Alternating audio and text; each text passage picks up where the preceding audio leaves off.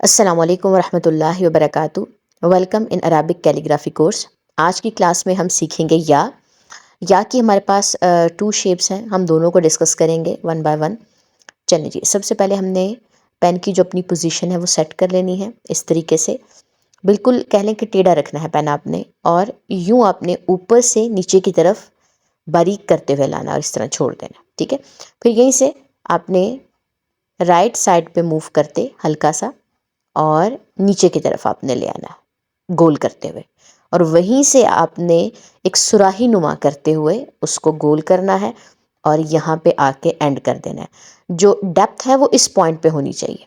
ठीक है, ये जो एरिया है ये बिल्कुल बारीक होता हुआ इस तरीके से आएगा।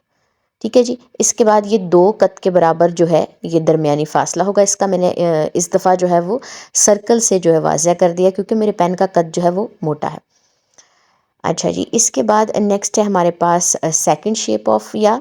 सबसे पहले आपने पेन की पोजीशन सेट करते हुए ऊपर की तरफ लेके जाना है और उसको छोड़ देना है, और यहीं से आपने इस तरीके से पेन को रखते हुए एक सीधी लाइन यूं छोड़ देनी।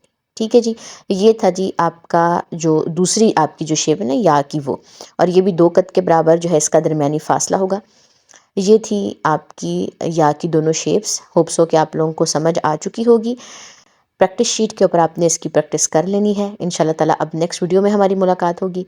अस्सलामु अलैकुम वरहमतुल्लाहि वबरकातुहू।